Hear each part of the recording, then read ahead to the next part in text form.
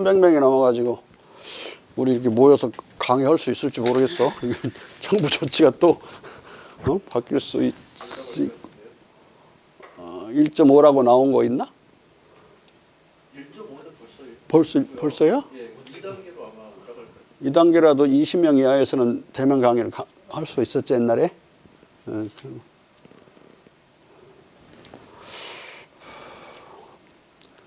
지금 로빈슨 크루소, 다니엘 디포의 로빈슨 크루소를 할 차례인데 세 권으로 되어 있어서 아마 서양에서 만들어낸 또는 배출한 그 문학 작품 치고는 가장 저열하고 가장 천박하고 가장 반유교국가적인 그런 책이에요. 그런데 우리나라에서 로빈슨 크루소를 내가 어렸을 때 막 무슨 동화책처럼 줄여놔가지고 그런 걸 막 읽고 그랬는데 개떡 같은 소리를 뭣도 모르고 막 읽고 이게 무슨 소리인지도 모르는 그 일본 놈들이 그렇게 요약해서 옛날 일제시대 때 팔던 것을 또 그냥 또 받아서 하는데 여기서 그 이 책이 얼마나 악의적인 책인지를 한번 보세요. 이 노예 상인이거든요. 원래 다니엘 디포가. 노예를 사고 팔지 않으면 영국의 대영 제국의 큰 무역은 일어날 수 없고 영국은 무역으로만 일어날 수 있는데 무역이 일어날 수 없으므로 영국은 일어설 수 없을 것이다. 그러니까 노예를 사고 팔고 해서 노예를 잡아다가 사고 팔아서 시원적 자본을 형성했다고 칼막스가 자본론 일본에 써놨죠. 그 비슷한 소리를 계속 대변해서 책편지도 모르고 하는 자가 이 다니엘 디포예요. 칼막스가 이미 밝혀놓은 걸 다니엘 디포가 그 이전에 이미 설파했던 건데 칼막스가 정리했고 그것을 이제 돈 세탁 해준 게 막스 베버예요.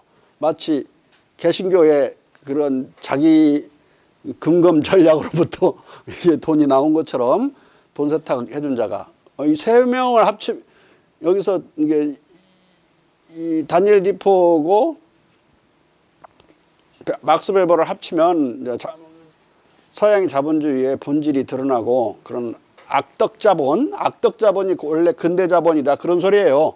악덕 자본가가 근대 자본가고 그것을 그래도 파헤친 사람이 칼막스인데 칼막스를 이 흐름 속에서 놓고 보면 대단히 그 점에서는 천재적으로 유리한 사람이라고 볼 수가 있어요. 자, 127페이지 두 번째 패러그래프 읽는데 그러나 공자 철학과 서구 계몽주의의 기원에서 밝혔듯이 역사적 진실은 유럽에도 좋은 도자기 재료 고령토가 있었지만 오랜 세월 도예 기술의 낙후성으로 인해 고온성 경질 도자기를 구워낼 수 있는 첨단 기술이 아직 없었다는 것이다.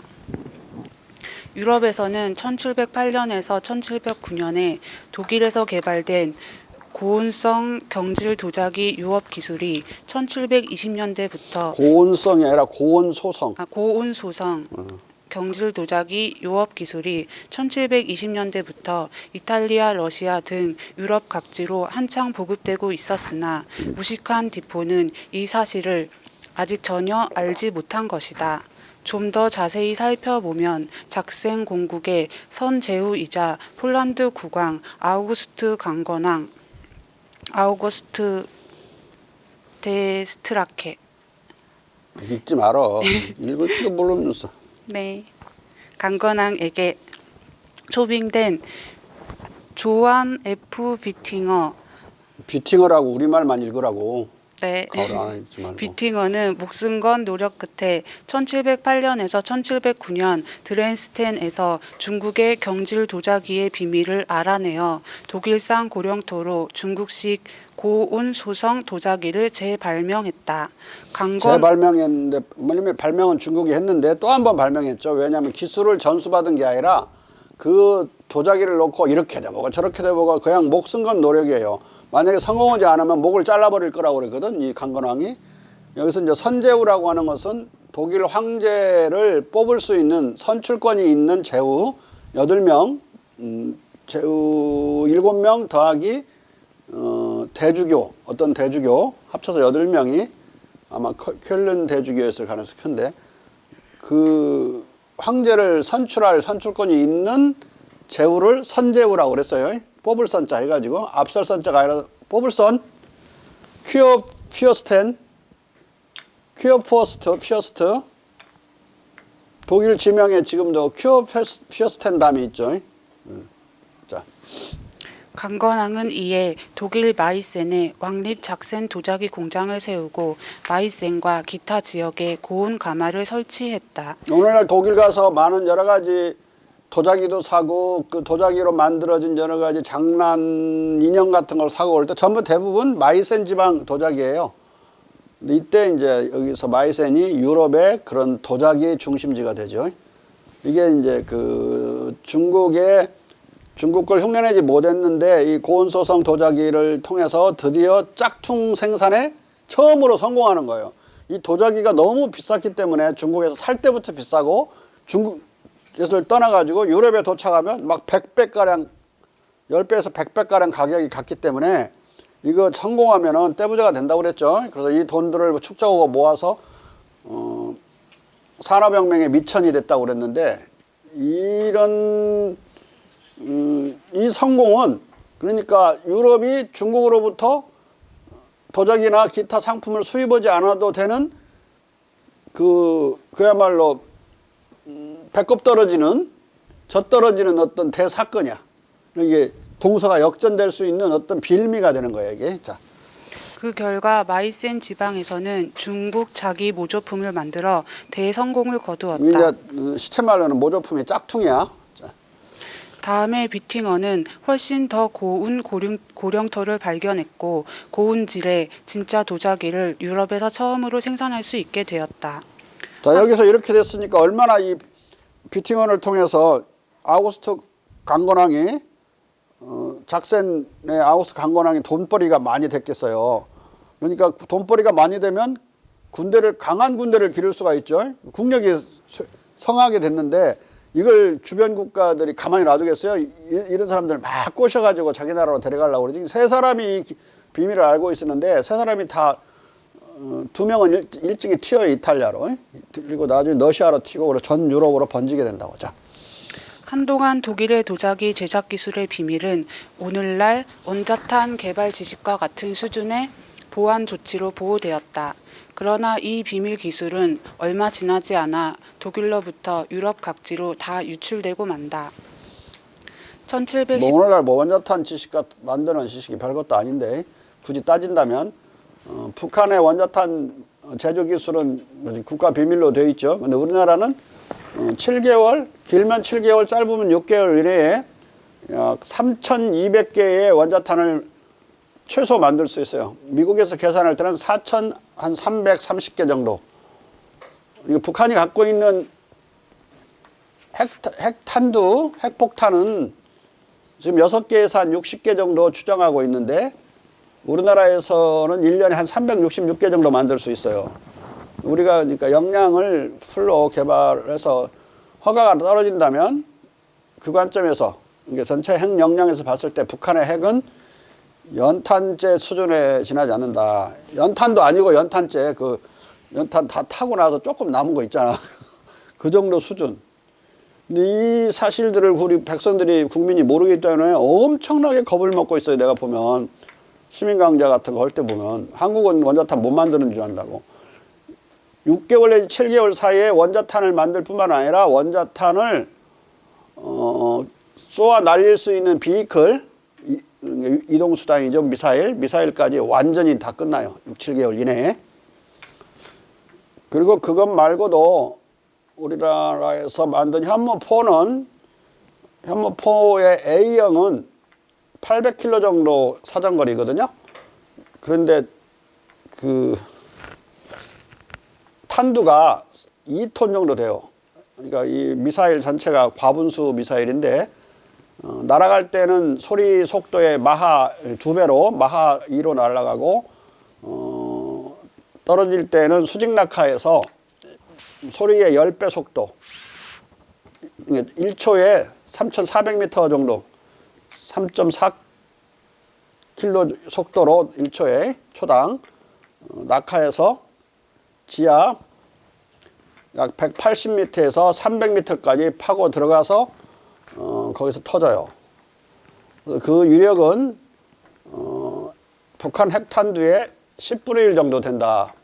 비핵무기인데 핵무기가 아닌데 그 정도 돼요. 그럼 북한에서 하나 쏘면 열고 10발 쏘면 똑같은 거잖아요. 근데 B형은 20% 정도 돼서 5발만 쏘아도 돼요.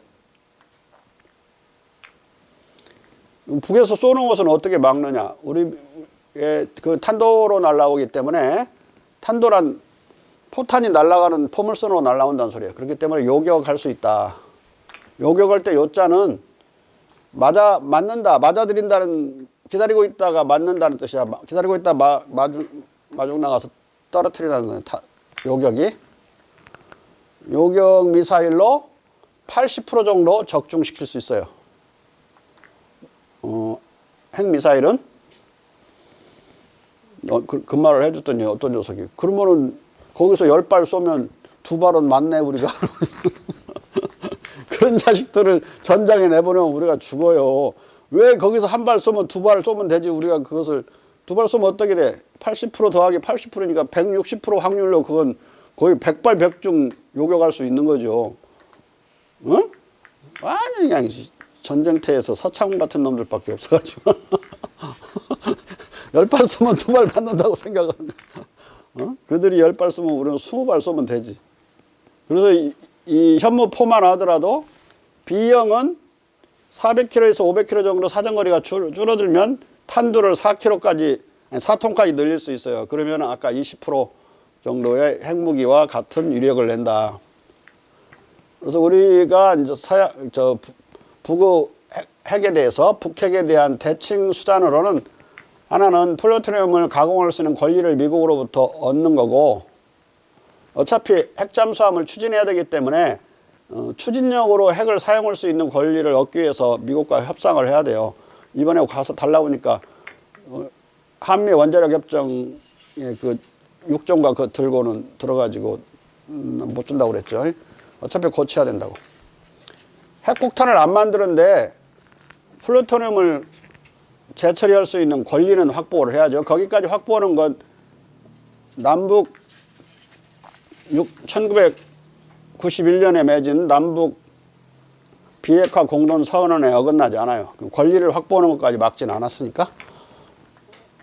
그거 하나 하고 다른 하나는 우리의 핵 역량이 어느 정도 되는지, 테크니컬한 핵 역량이 어느 정도 되는지를 공식적으로 파악하고 확인해서 정부가 정보를 공개해 주는 거.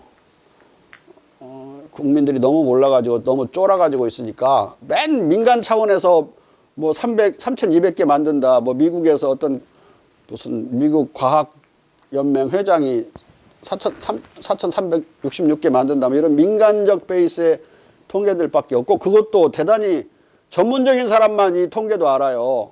일반 백성은 모르는 거니까 대내적으로 국가가 알려주는 거. 이 두 가지 합쳐서 대칭적 핵 역량을 확보하고 실전적인 핵 역량은 현무포로 확보를 하는 것이다.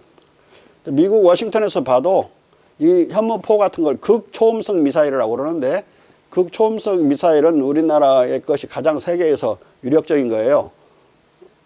중국도 일본도 지금 벌벌 떨고 있는데, 근데 이름도 말하지 않았죠. 이번에 7월 달에 대통령이. 현무포라고 하지도 않았어요. 그냥 극찬만 했어. 실제로 이번에 7월 달에 성공을 했기 때문에 7월 23일 날 국민들한테 공개를 했는데, 이걸 만약에 현무5로 개량을 한다면 사정거리를 더 넓게 하더라도 뭐 탄두 제한을 미국이 무제한으로 풀어줬거든요. 미치광이 같은 트럼프가. 그 다음에 사정거리도 많이 늘어났죠. 800km까지. 사정거리면 800km면 저 함경도 끝까지 다 도달해요. 근데 물론 그 옆에 뭐 일본이나 중국에는 못 떨어지느냐? 그건 꼭 현무포 갖고 할 일은 아니에요. 현무3까지는 대부분 순항미사일이라서 대부분 3,000에서 4,000km예요. 사정거리가. 모스크바까지 다 커버가 되는 거라고. 현무 1, 2, 3가 다 있죠. 현무5로 개량을 하면은 아마 완벽한 대칭적 핵 역량을 비핵 무기로 확보할 수가 있다. 그 현무포가 3월 달에 처음으로 실험을 했는데 국회의원들 국방위원회 국회의원들 모아놓고 2발 쏘았는데 한 발만 성공하고 한 발이 실패했어요. 그래서 7월 달에 다시 해서 이제 완전히 성공을 한 거죠. 근데 그러고 나서 북에서 짜증나니까 막 남북 연락사무소 폭파해버리고 막 김정은이 잡으려고 그러는 거거든. 300km까지 내려가서 터진다는 것은 북한이 뛰어난 능력이 뭐냐면 지하로 파고 들어가서 벙커를 건설하는 기술이에요. 근데 그게 이 현무포 때문에 무용지물이 돼버리는 거야. 어디에 숨어도 아니 김정은이 어디 숨어 있는지 몰라서 못 쏜다. 이거 말도 안 되는 소리. 또 아까 또 서창훈 같으면 못 쏜다고 그럴 거야. 아니 어디 있는 것 같으면 대여섯 군데 대사발 쏘는 거지. 거기 있는 데만 꼭 찾아서 쏴야 돼? 그래? 그냥 20군데 쏘는 거지. 그래서 3월부터 보통 알려지기는 150기, 내가 볼 때는 한 수백 기를 동시에 현무포를 실전 배치할 거라고. 그러니까 뭐 4발 배치하고 그러는 게 아니야. 막 400기 이렇게 배치하기 때문에 김정은이 어디 숨어 있어도 죽어요. 그건 진짜로 사용하겠다는 뜻은 아니지만은 사용하지 않기를 제발 바라야 되겠지만, 그렇다고 왜 이걸 하려고 그러냐. 북이 계속 자기들이 핵 보유국이니까 핵 보유국 대우를 해주고 안 해주면은 땡깡 부리겠다. 그러면서 막 그렇게 연락사무소도 파괴해버리고 남북대화 지들이 개시했다가 끊었다가 맘대로 막 하는 거예요. 깡패처럼. 그런지 못하게 하니까 북핵을 정치 권력화하지 못하게 막기 위해서 이걸 해야 돼요. 안 그러면 남북 대화를 못 해요. 지들 맘대로 하니까. 에? 하다가 안 해버려요. 막. 안 하려면 말아라. 막 그런 식으로. 그리고 약속된 거 뭐 흐지부지 해버리고, 판문점선언 약속된 거 아무 소용도 없는 것처럼 하고, 그 북핵을 정치 권력화하는 걸 막고, 또 극우 보수 세력들이 그걸 모르는 일반 백성들의 북핵에 대한 공포를 악용해 가지고 지들 정치하고 있잖아요. 그리고 남남 갈등을 일으키지. 그걸 막기 위해서 2가지 목적으로, 2가지 방지용으로 핵 역량을 남북 공동선언, 비핵화 공동선언에 위배되지 않는 범위 내에서, NPT에 위배되지 않는 범위 내에서, 한미 원자력 협정 후 개정된 버전에 위배되지 않는 범위 내에서 대칭적 핵 역량을 갖춰야 된다. 핵무기를 갖는 게 아니라, 그러면 핵무기를 갖자마자 NPT에 바로 어긋나고 남북 공동선언에 어긋나지. 그래서 비대칭적 도덕적인 힘을 가져야 돼요. 1991년 남북 공동선언, 비핵화 선언을 북한이 다 위반했으니까 우리도 위배해야 된다. 막 그런 사람들 있는데, 그건 신중히 생각해야 돼요. 우리가 비대칭적인 도덕적 우위를 갖는다는 것은 그들은 위배했지만 우리는 그 약속을 지키고 있어야만 걔네들한테도 비핵화를 요구할 법적 또는 도덕적 권리가 있는 것이지, 우리도 같이 위배해놓고 그럼 북이 뭐라고 그래서 니들도 위배했지 않냐. 그러면 할 말 없어지는 거예요. 피장파장 내버리지 않는 도덕적으로 우리가 비대칭적 우위에 있어야 된다. 그러면은 다른 건 조건이 다 같아지고 도덕적으로 우리가 비대칭적으로 우위에 있으면 남북 협상은 그래도 좀 순조로울 수 있어요. 뭐 비대칭적인 우위에 있는 건 우리가 양보해 주더라도 대화를 할 수 있는 조건을 만들어야 되니까. 햇볕정책의 3대 원칙이 뭡니까? 어떤 무력 도발도 용납하지 않는다고, 2번째 상호 흡수 통일하지 않는다고, 3번째 교류 협력을 강화시켜가는 건데, 첫 번째 어떤 무력 도발도 용납하지 않는다. DJ 때는 어떤 무력 도발도 용납하지 않는다를 완벽하게 지켰어요. 그러니까 DJ가 임기 끝난 뒤에 노무현 시대에 핵을 막 17번 실험해가지고 핵을 가졌잖아요. 그리고 핵을 실제로 우리에게 쏠 수 있고 북한을 쏠 수 있는 그 캐퍼시티는 2017년에 갖췄어요. 그러면 그것에 대해서는 핵 도발이죠. 어떤 무력 도발도 용납하지 않는 햇볕정책 제1원칙에 어긋나는 거기 때문에 그것에 맞춰서 핵 역량을, 거기다가 핵을 쏜다는, 그들이 쏘지도 않은데 쏘는 거 아니잖아요. 용납하지 않는다는 것은 우리도 대칭적인 핵 역량을 갖춰주는 거. 그게 햇빛정책의 제1원칙을 충족시키는 거예요. 그래야 남북의 대화나 협력이 진행될 수 있다. 학살을 자행하고 인도양에서 선상 반란을 당하고 남중국해에서 해적질을 하고 시베리아에서 몽골인들의 토속 신앙 상징물들을 우리 선왕당 같은 걸 파괴해요. 여기서 우리 중국 아니 저 중국어는 다르지만 몽고고 우리나라에는 선왕당이 있었죠. 몽고는 지금도 남아 있더라고. 근데 우리 어렸을 때 선왕당 많았어. 성황당 또는 선왕당. 입국한다. 이 군사적 관점에서만 중국을 관찰해요. 그래가지고 형편없는 거다. 우리가 이계중대만 또는 뭐 이계연대만 뭐 김하병 얼마만 하면 때려 부숴버리겠다. 이런 소리를 계속 몇 가리죠. 중국의 지가 이제 소설 속에서 들어가면서. 자, 쿠루소의 삶과 모험과 고립된 반자본주의적 자급자족. 이게 1권. 로빈슨 크루소 1권. 로빈슨 크루소의 소설 3부작의 첫 권. 1719년 로빈슨 아, 크루소의 그 첫 권을 읽어야지. 네, 첫 권 로빈슨 크루소의 삶과 모험에서 디포는 크루소로 하여금 그가 가꾼 무인도의 울타리 요새와 울타리를 요새와 성벽이라고 부르게 한다. 이게 월이라고 부르는 건 더 그레이트 월 그러면 중국의 만리장성이잖아요. 그 흉내를 내는 거예요. 그래서 이 로빈슨 크루소의 삶과 모험이라는 1권은 아무 중국 연관이 없는 것처럼 하면서 중국 것을 계속 여기서 흉내내. 여기 월은 그레이트 월이야. 그리고 도자기도 막 만들어서 지가 중국 사람 아무것도 아니라는 식으로 거기서 지가 만드는 크루소가 만든 걸로 막 묘사해요. 디포가. 참 우스꽝스러운 이야기인데. 자, 민은경은 이것을 나중에 크루소가 중국에 들어가 만리장성을 대면하는 장면을 디포가 꿈꾸는 세계적 팽창주의의 군사적 측면을 발가벗겨 보여주는 절정의 순간으로 해석한다. 만리장성도 무인도 크루소가 여기서 민은경은 우리 한국 사람이에요. 서울대 지금 내가 보니까 젊은 사람인데 영어 영문과 교수인데 그 캠브리지 대학에서 China and the Writing of English Literary of Modernity라는 책을 냈어요. 상당히 잘 썼어요. 으로 인한 극도의 고통을 표시하는 것으로, 즉 또 다른 인간과의 조우에 대한 그의 공포를 표시하는 것으로 해석했다. 크루소의 요소는 공포와 자기 말소, 완전한 소멸행위의 건축물이다.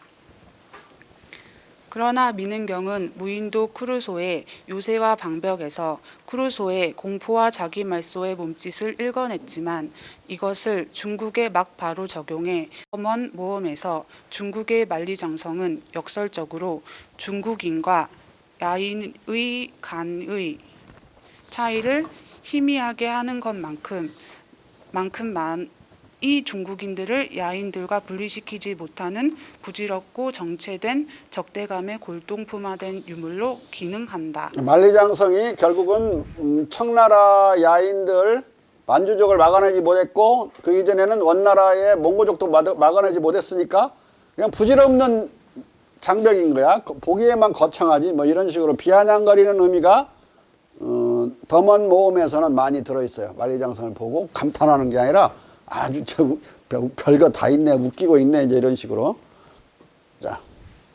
그러나 디포는 제대로 된 방벽 역할을 하지 못한 만리장성을 이런 골동품화된 유물을 넘어 로빈슨 크루소의 울장처럼 단지 야인들에 대한 비겁하고 군사적으로 취약한 중국인들의 공포심과 자기 소멸 심리의 표현물에 지나지 않는 것으로 만들어 놓고 싶어 한다. 미상불, 중국에 가본 적 없는 디포는 크루소로 하여금 야인들이 배회하는 것을 보면서 명대 중국이 이 만리장성에도 불구하고 나는 중국 제국이 이러한 경멸스런 야인들에 의해 정복된 것을 더 이상하게 생각했다고. 1644년 만주족에 의해서 명나라가 정복당하죠. 근데 이것을 내가 한번 이야기했듯이 이중적인 관점에서 다시 볼 필요가 있어요. 첫째, 내용적으로 만주족은 이미 청나라라는 나라를 세우고 있었고 그냥 뭐 야인들이 아니었어요. 나라였고 그 나라가 청나라가 명나라를 정복한 거예요. 그런데 그 뜻으로는 명나라의 노예 유산업이드로 반란이 일어났죠. 그래서 이자성이 먼저 북경을 점령해요. 하루 만에 결국은 청국의 공격을 받고 물러나기는 하지만은 이자성의 행적은 그뒤부터는 무연해지는데 아무튼 노비들의 반란 속에서 무너져버린 명나라를 그냥 재정복했지 그냥 그 분열되지 않은 명나라를 공격한 거 아니에요? 그러면은 그 첫 번째 의미로 그 청국은 들어와서 노비 반란을 주도했던 그 노비 해방의 이념을 받아들이느냐, 명나라처럼 안 받아들이고 무너지느냐, 이 선택의 갈림길에서 노비 반란의 이념을 그대로 받아들여서 다 법제화를 해버려요. 그래서 그 노비 반란을 1644년을 기점으로 전후로 해서 중국에는 노비만이 아니라 유사노비, 소작인까지, 소작인이 신분적으로 예속된 측면이 있었는데 그것까지 완전히 해소돼요. 200년 전, 링컨의 노예 해방 200년 전에 중국은 완전히 해방이 된다. 지구상에서 최초로. 양반도 없고 귀족도 없고 천민도 없는 귀천 없는 사회가 처음으로 탄생하게 돼요. 두 번째 의미는 야인이라고 자꾸 그러는데 이 청나라는 유교국가였어요. 그 이전에 금나라도 유교국가였고 중국의 모든 문물을 다 받아들여서 중국화되어 있는 나라였을 뿐만 아니라 대단히 유교 경전을 높이 받드는 그런 나라였어요. 청나라도. 그러니까 유교국가가 유교국가를 정복한 거예요. 야인이 유교국가에 침입해 들은 게 아니라 애신이 김이고 금. 그러니까 금나라는 김씨라고 해야 맞아요. 신라의 왕족인 김씨들, 마지막 마이태자의 왕자들이 금강산을 안 들어오고 마이태자만 들어갔고 나머지 사람들은 다 청나라로 만주 쪽 여진 쪽으로 갔다. 여진족과 원래 신라가 통하고 있지 않았나 그런 추정들을 하죠. 자. 말하게 함으로써 일침을 가한다. 디포는 중국의 장대한 만리장성도 로빈슨의 축소판 방병만도 못한 낡은 비겁한 심리의 징표로 왜소화시켜 유교 문명의 자랑거리에서 일거의 유교 문명의 칩으로 전락시킨다. 로빈슨 크루소의 연작집에서 가장 중요한 것은 만리장성도 로빈슨 크루소의 무인도 방병만도 못한 유교 문명의 칩으로 격화시키는 디포의 반중국적 위정척사 정신이다. 이 위정척사적 중국 비방의 의도는 비국교도 프로테스탄트 다니엘 디포가 로빈슨 크루소의 삶과 모험과 로빈슨 크루소의 더 먼 모험을 한 해의 연속으로 간행한 이유이기도 하다. 비국교도 프로테스탄트를 다른 말로 청교도라고 그래요. 국교도 프로테스탄트는 우리가 성공회라고 그러고. 무슨 말인지 알겠죠? 비국교도도 아니고 국교도도 아닌 프로테스탄트는 독일의 루터리스트 프로테스탄트. 크게 프로테스탄트는 세 개로 나눠지는데 하나는 성공회, 다른 하나는 청교도, 세 번째는 루터 개신교. 세 개로 나눠진다. 자. 그것은 무엇보다도 무인도에서 보여준 개신교의 종교적 은둔 성향과 자급자족적 생활에 대한 디포 자신의 강한 회의, 번뇌, 배척의식을 비기독교 국가 중국에 대한 자신의 기독교 제국주의적 강탈욕, 정치 경제적 유럽 중심주의, 종교적 시기 질투 등과 결합시키려는 의도였다. 그러니까 기독교 제국주의적인 강탈을 통해서 자본주의를 일으키는 것이 자기가 정상적인 영국이 발전하는 길이라고 그러고 제2권부터는 무인도에서의 그런 기독교적인 개신교적인 청교도적인 삶을 막 회의해요. 그리고 거부해. 왜냐하면 그건 아버지가 살기를 바랐던 자기 아버지 디포 아버지가 살기를 바라고 또 소설 안에서도 로빈슨 크루소 아버지가 살기를 바랬던 그 종교의 길이에요. 그것을 자본주의적이지 않다고 거부하는 거예요. 회의하고. 근데 거기다 대고 막스베버가 그 소설 주인공이 질타하는 또 소설을 쓴 사람도 질타하는 그 개신교의 반자본주의 길을 자본주의 정신의 온상이라고 얘기했으니 정신 나간 사람이죠. 제대로 뭐 읽어본 적이 없는 것 같아요. 서양 놈들 대부분 서양의 글들을 제대로 읽어보지 않았어요. 뭐 누구야 정의의 이론 쓴 자도 뭐지 그 사람 이름이 그거 하나도 안 읽어보고 막 썼던데 서양의 고전들을. 자. 로스 이런 사람들도 엉터리야 좀 보면. 자, 삶과 모험으로부터 더 먼 모험에까지 파노라마처럼 전개되는 로빈슨 크루소의 역정은 물론 가식, 위선, 범죄로도 뒤범벅되어 있다. 여기서 우리는 크루소가 나중에 동인도와 중국으로의 항해에서 경제적 동기를 거듭 부인하는 것을 액면가대로 받아들일 필요가 없다. 결국 그는 그의 브라질 플랜테이션이 생각보다 더 많은 재물을 그에게 가져다 준 것을 28년 무인도 생활 후에야 때마침 발견하게 된 것처럼 요령을 피우고 재주를 부려 터무니없이 많은 막대한 이윤을 동인도 여행으로부터 긁어들인다. 그의 모든 의도와 목적은 해적과 다름없었다. 막스 베버가 개신교 윤리로부터 자본주의 정신을 도출해 서양 악덕 자본들의 범죄적 축적 과정을 도덕적으로 돈세탁하는데 로빈슨 크루소의 삶과 모험을 모티브로 활용한 한에서 베버의 자본주의 정신도 그만큼 위선적 범죄적일 뿐만 아니라 근대 이론적으로 그릇된 것이다.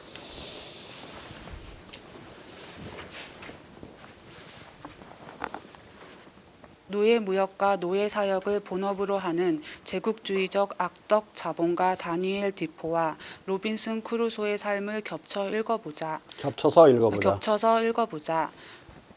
무인도 표류 전과 아시아로 들어간 후의 로빈슨 크루소는 노예무역상이고 걸핏하면 총질하려 드는 무인도 표류 전에도 노예무역상이었어요.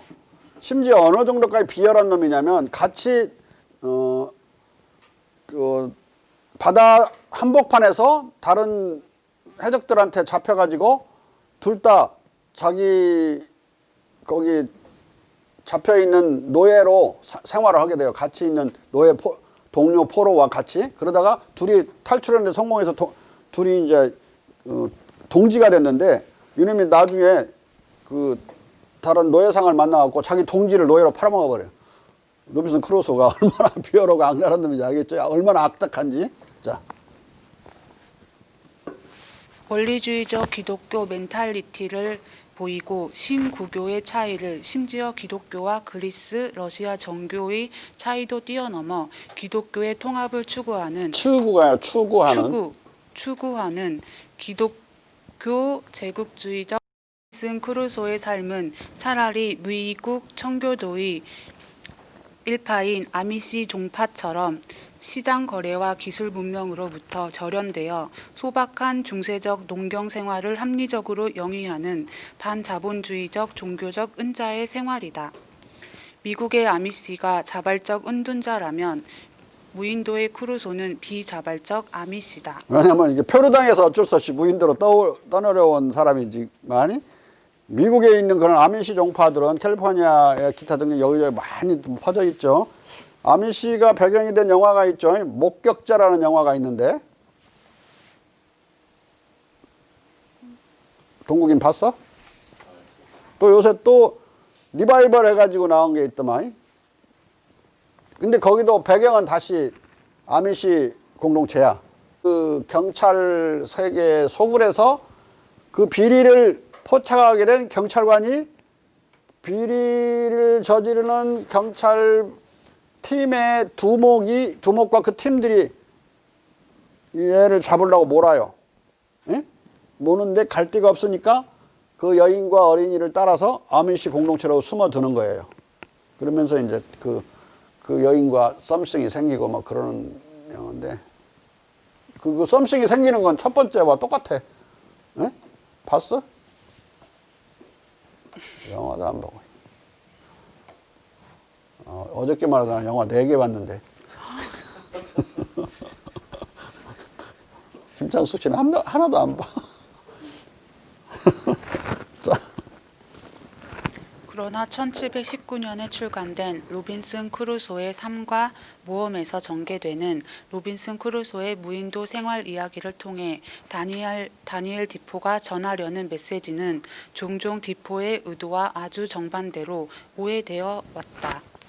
막스 베버는 예배, 검약, 자본 축적의 삼각관계를 설명하는 대목에서 로빈슨 크루소의 개신교적 검약 노동윤리로부터 영감을 받은 것처럼 크루소와 디포를 여러 차례 인용하고 있다.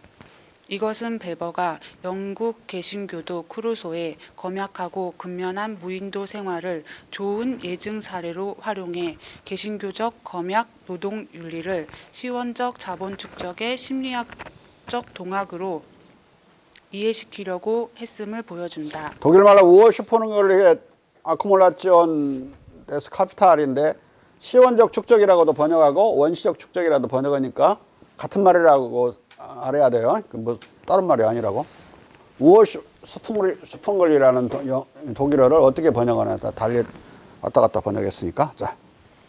따라서 베버의 이 시도는 저런 오해의 전형에 속한다. 시원적 자본 축적이라는 말을 여러분들이 이해를 못하는 사람들이 많을 텐데 돈하고 자본은 다른 거예요.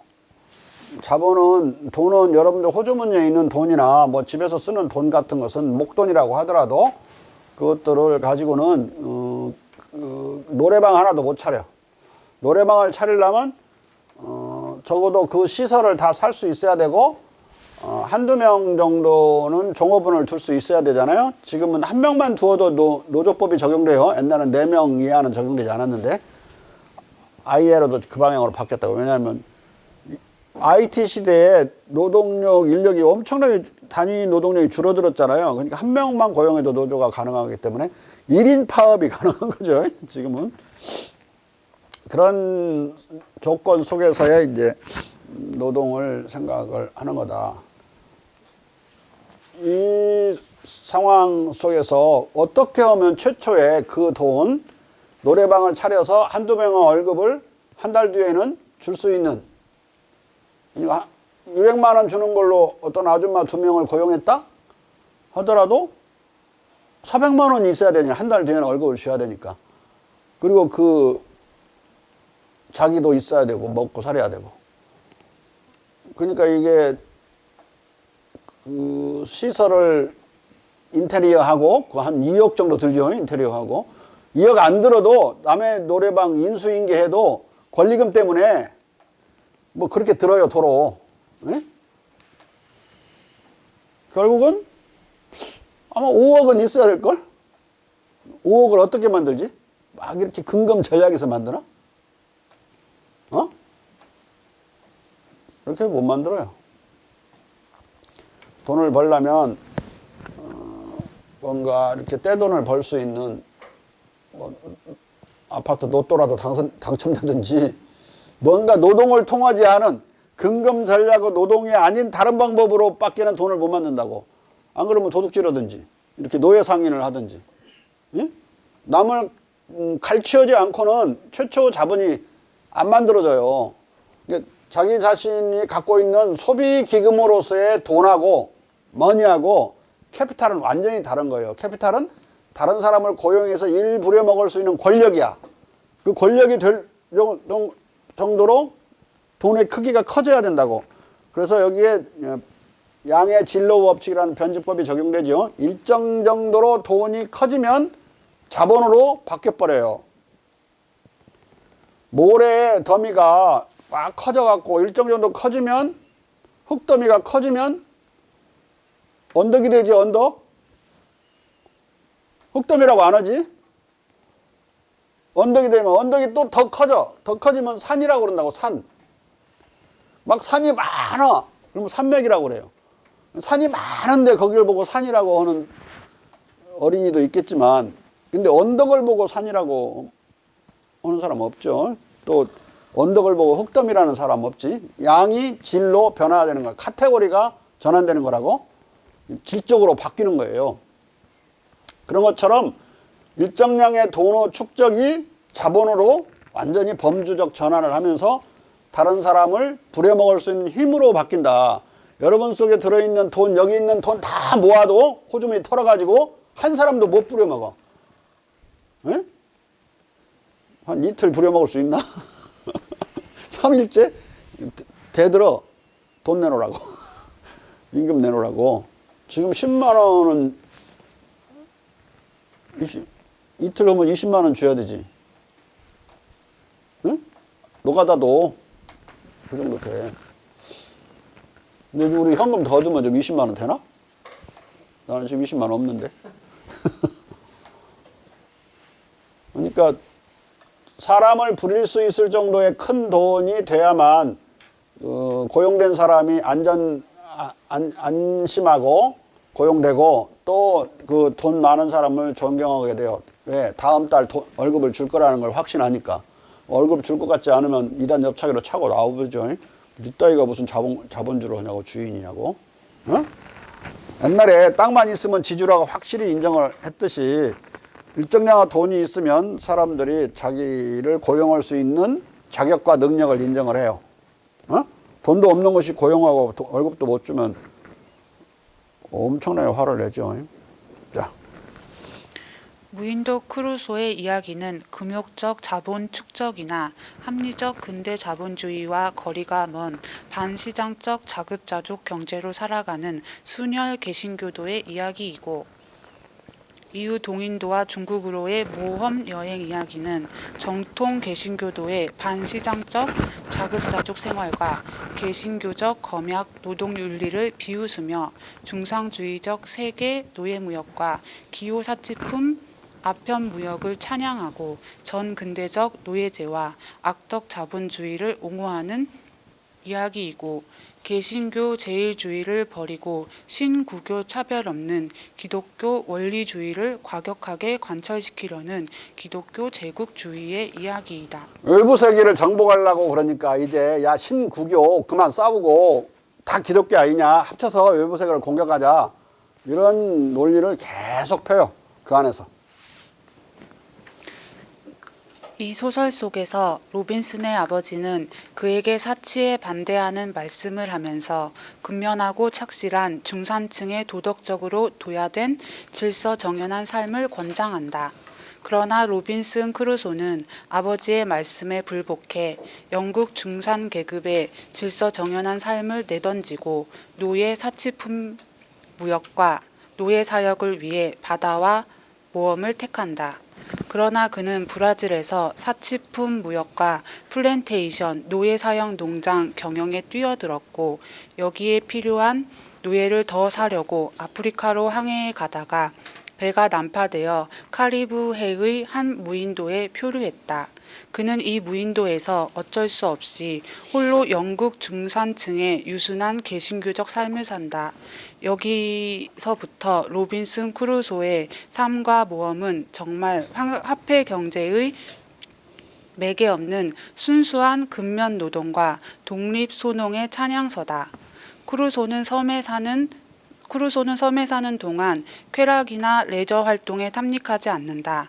그는 회계사의 전문가 근성으로 창고 물건의 기록, 창고 물건의 회계 부기, 연, 월, 일 등을 정확하게 파악하고 기록한다. 디포는 그 자신이 한동안 회계사였다. 그러나 크루소는 무인도 생활에서 돈의 가치를 부정하고 반시장적, 반자본주의적 자급자족 경제를 추구한다. 그리고 그는 마시고 취하기 위해서가 아니라 특별한 경축일을 위해 난파선에서 가져온 술을 절약한다. 그는 자유시간에 섬을 탐사하는 데 쓰지 않고 이 시간을 성경 읽기에 쓴다. 이 때문에 그가 섬의 끝까지 가는데 18년이 걸렸다.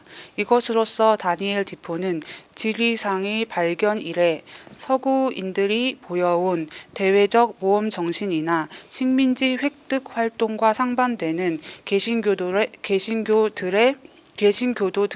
폐쇄적 심리를, 그리고 아버지의 당부를 조용히 그러나 확실하게 맹박하고 있다.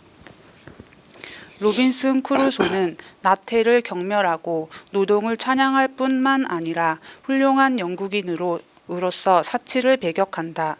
그는 난파선으로부터 고급 의상을 하나도 가지고 오지 않았다. 그 대신 그는 거친 염소가죽 옷을 수공으로 만들고 그는 햇볕에 그을리는 것을 막기 위해서만 이 옷을 입는다.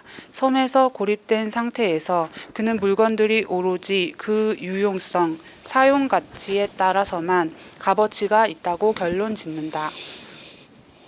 섬의 그러니까 돈으로 완전히 작업자족인 거니까 자본주의하고는 완전히 결연된 삶이에요.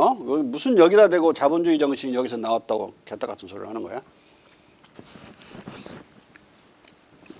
이에 관련된 막스 베버 비판은 이번에 나오는 유교적 근대 일반 이론에서 아주 더 풍부하게 자세히 비판적으로 분석되어 있어요. 자. 섬의 돈으로 구입할 것이 없기 때문에 그는 난파선에서 발견한 돈을 시시한 것으로 경시하고 돈보다 목수의 공구상자를 선호한다. 크루소는 무인도에서 중국인들을 흉내내어 도기를 만들지만 팔기 위해서가 아니라 자신이 사용하기 위해서 만든다. 크루소는 청교도적 근면 노동과 금욕적 삶 속에서 사용 가치만을 중시하고 사회적 분업, 이 분업에 기인하는 교역과 상업, 교환 가치나 이 교환 가치 형태의 자본 축적과 완전히 결별한다. 로빈슨 크루소의 무인도 생활은 자본 축적을 향한 자본주의의 경제 생활이 아니라 경건한 아미시 종파같이 근면, 검약, 내핍하는 개신교적 은둔자의 반시장적, 반자본주의적 자급자족 생활이다. 무인도 로빈슨 크루소의 이러한 프로테스탄트적 삶은 다름 아닌 막스 베버의 개신교 윤리적 자본주의 정신을 정면으로 부정하는 삶이다. 로빈슨 크루소는 수많은 시도 끝에 기대 이상의 도자기를 제작하는 데 성공합니다. 도자기를 자꾸 이렇게 제작하려고 하는 것도 중국을 흉내내서 자기는 중국 같은 거 가볍게 능가하는 기술을 혼자 살면서도 이렇게 습득할 수 있는 걸 보여줌으로써 디포가 중국에 대한 공격을 하고 있는 거예요. 아무 중국과 관계없는 것 같은 이 책 1권도 중국을 공격하고 있어요. 흉내내고 있거나. 자. 이것은 1719년 독일 도자기 매뉴팩처의 성공에 비견되는 사건이다.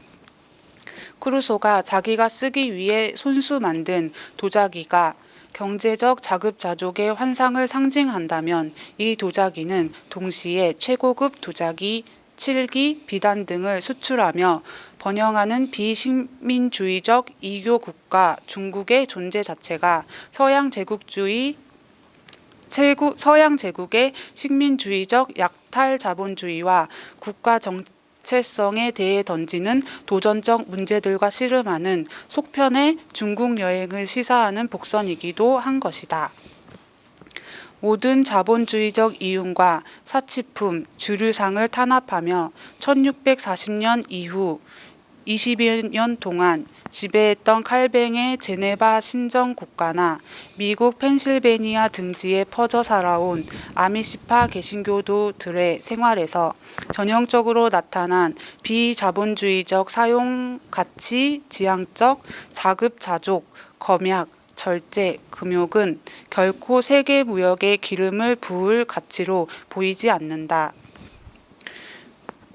무인도의 로빈슨 크루소의 삶은 비자본주의적인 삶인 반면 섬의 표류에 오기 전 또는 28년 뒤 구조된 로빈슨 크루소, 즉 무인도 밖의 크루소의 삶은 노예무역, 플랜테이션, 노예사형 농장, 식민지 경영 등 악덕 자본가의 삶 또는 간업 자본가의 삶이었다.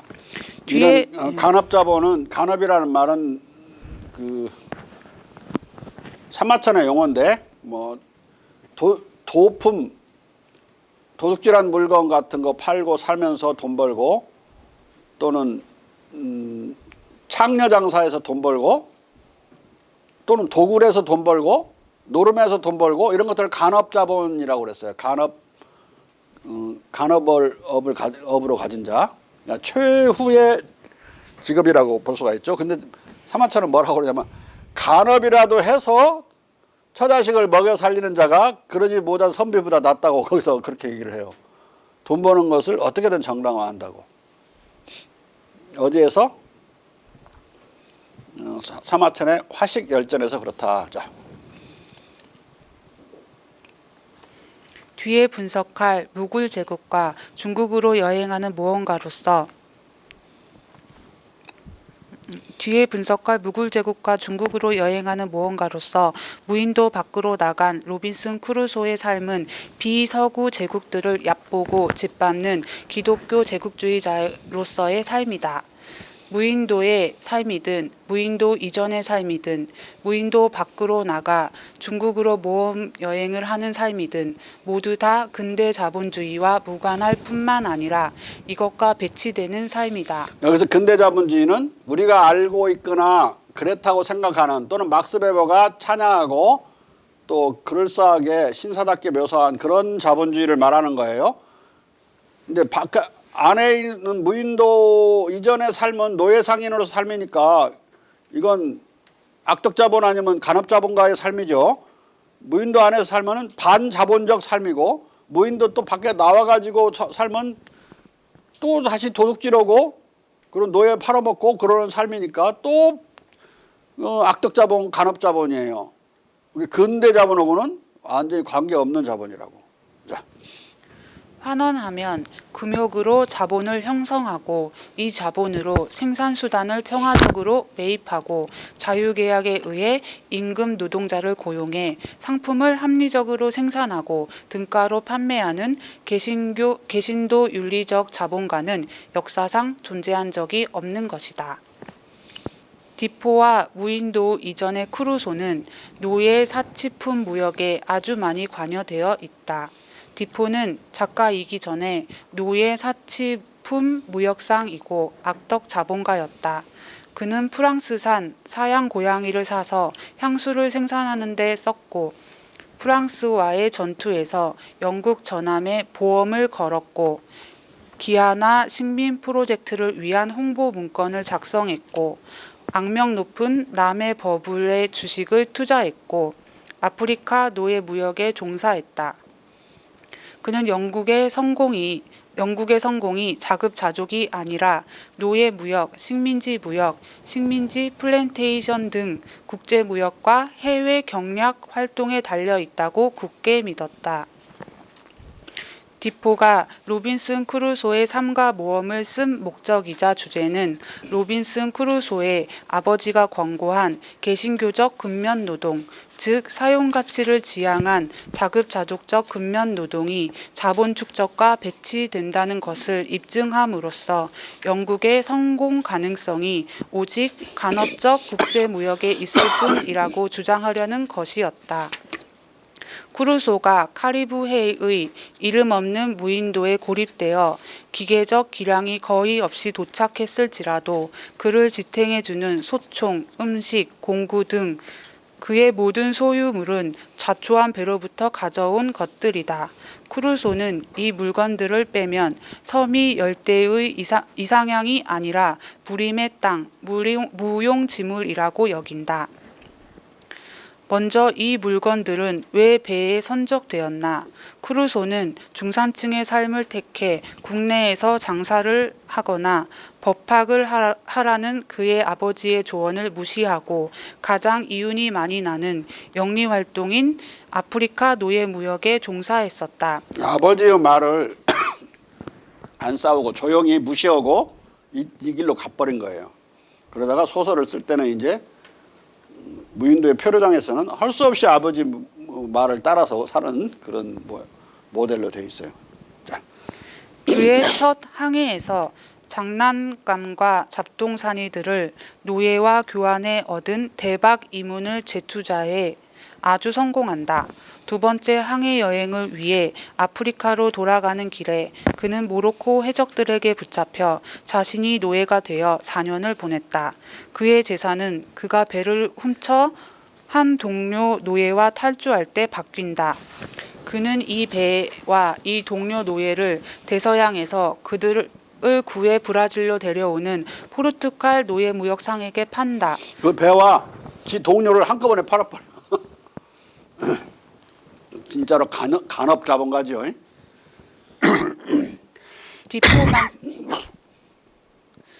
디포만큼 이렇게 야비하고 비인간적인 크루소는 자본을 토지에 투자해 플랜테이션 노예 농장을 설치하고 그 시대의 사치품인 담배와 사탕수수를 재배하기 시작한다.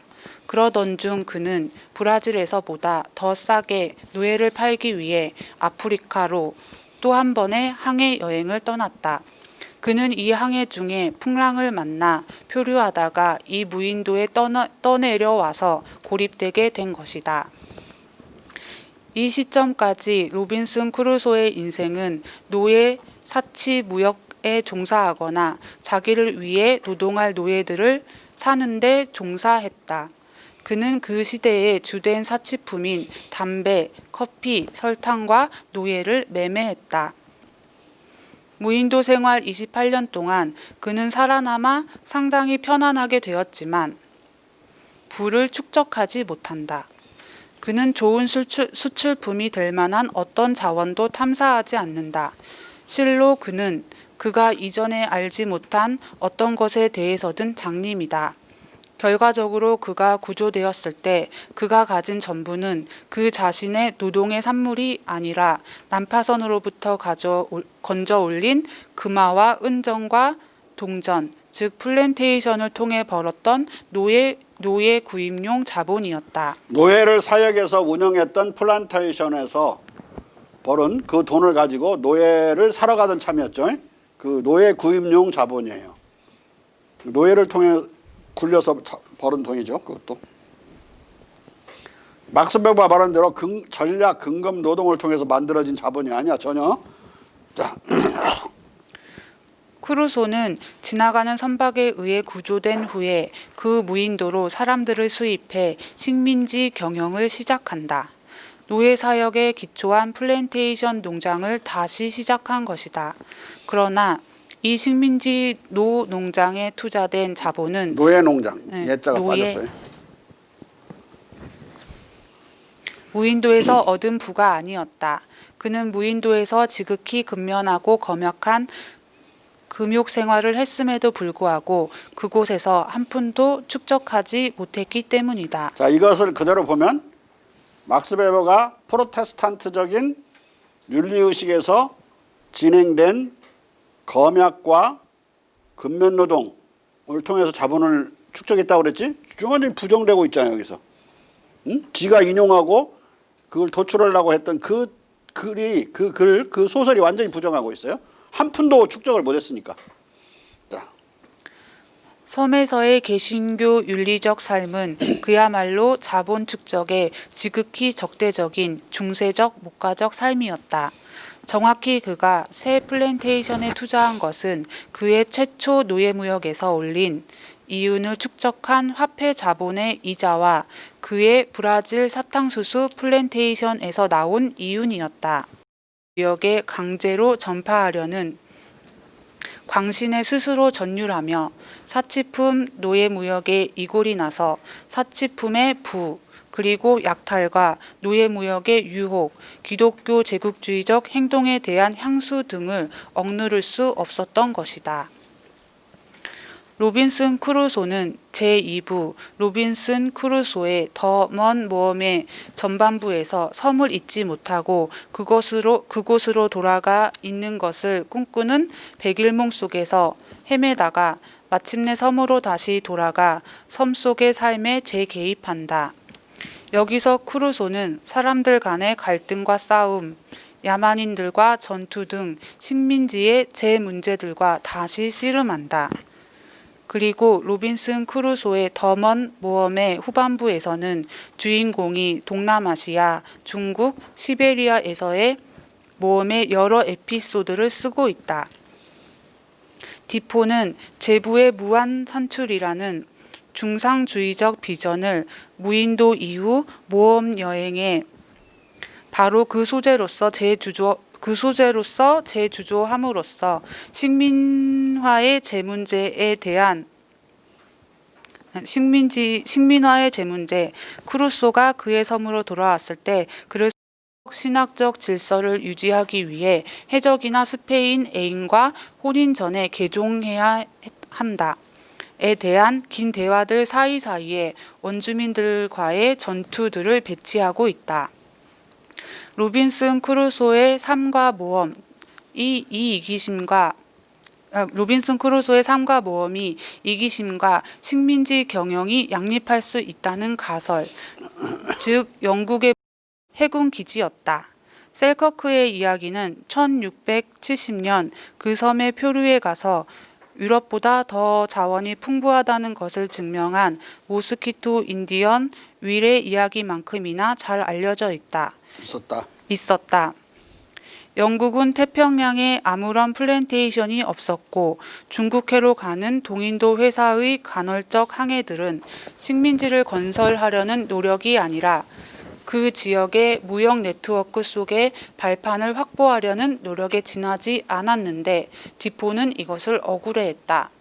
왜냐하면 영국은 이때까지 많은 식민지나 지리상의 발견을 하지 않고 스페인이나 포르투갈이 전 세계를 누비고 있는 상황이라 이 극동이나 이런 데 와가지고 거꾸로 네덜란드 배나 포르투갈 또는 스페인 배에 의해서 해적질을 당할까 봐 전전 긍긍하는 그런 상황이었어요. 자. 디포는 크루소를 카리브해에서 난파하게 만들므로써 그의 이야기를 노예무역, 사탕수수 플랜테이션의 신세계 경영과 식민지 개량의 전망 속에 위치시켰다. 이 세팅으로 영국이 상당한 성공을 지시해주는 그리고 크루소의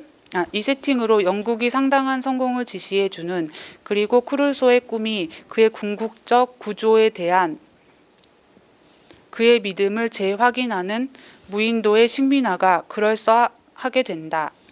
그러나 동아시아로 자리를 옮기자마자 크루소는 그가 섬에 살 때 무시할 수 있었던 영국의 국제적 약소성과 무의미의 악몽에 직면한다.